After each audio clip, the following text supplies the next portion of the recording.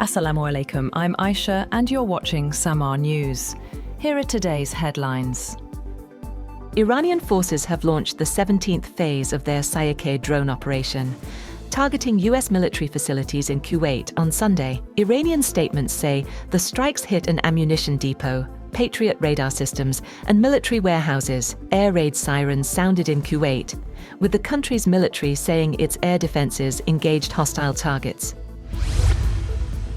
Iran's Islamic Revolutionary Guard Corps has said that the United States is trying to compensate for what it called a military defeat through continued attacks and efforts to restore the Strait of Hormuz to its pre-war status. IRGC Commander Brigadier General Yadollah Javani claimed that Iranian forces had delivered heavy blows to US bases in Jordan, Kuwait, Oman, and other countries, and vowed the attacks would continue. He also threatened revenge against those responsible for the killing of Supreme Leader Ali Khamenei. Earlier, the Revolutionary Guard said that 2 ships were involved in an accident after attempting to cross the Strait of Hormuz through what Tehran described as an unsafe route. The IRGC said that 2 other vessels abandoned the same route and accused the ships of acting with US backing. The guards warned that vessels entering unsafe routes would face the risk of further accidents.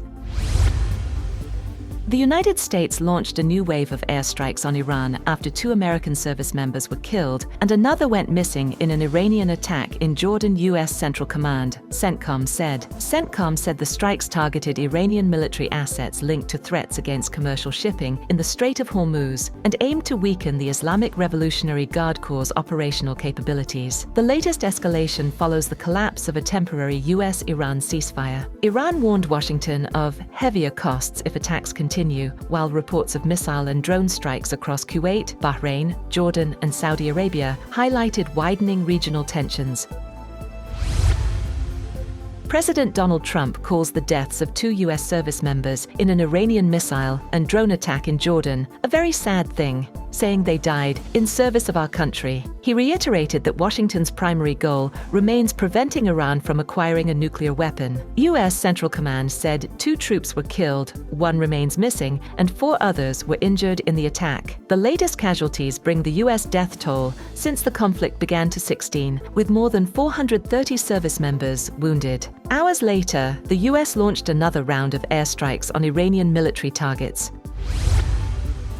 US President Donald Trump has called on Republicans to add Iran to a sanctions bill targeting Russia. The legislation, championed by the late Senator Lindsey Graham and backed by senators from both parties, proposes sanctions on Russian officials and tariffs aimed at pressuring China and India to reduce their reliance on Russian energy.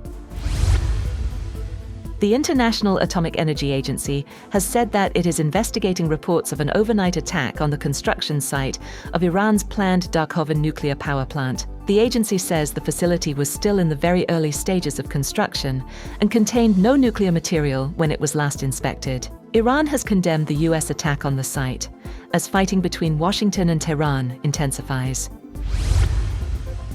President Trump has praised Britain's incoming Prime Minister, Andy Burnham, for reportedly supporting expanded North Sea oil and gas production. Trump said in a social media post that people in Aberdeen were dancing in the streets over the possible policy shift, while also calling for the removal of wind turbines he says damaged the city's landscape. Burnham replaces Keir Starmer today.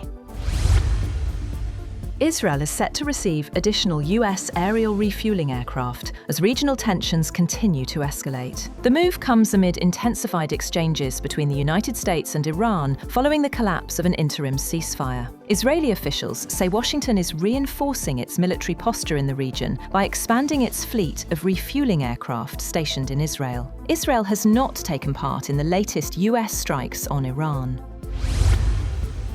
Russia has launched one of its largest ballistic missile attacks on Kyiv since the start of the war, killing at least 1 person and injuring 16 others. Dozens of missiles struck the Ukrainian capital overnight, damaging residential buildings, warehouses, a supermarket, and a student dormitory across several districts. Ukrainian President Volodymyr Zelensky condemned the attack, while local authorities said several of the injured remain in critical condition.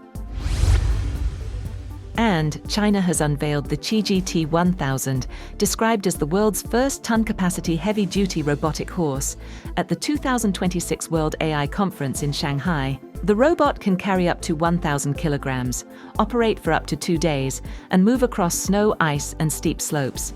An investor who test-rode the machine praised Shanghai as a key global hub for China's technological innovation. That's all for now. For more updates, visit www.samaa.tv.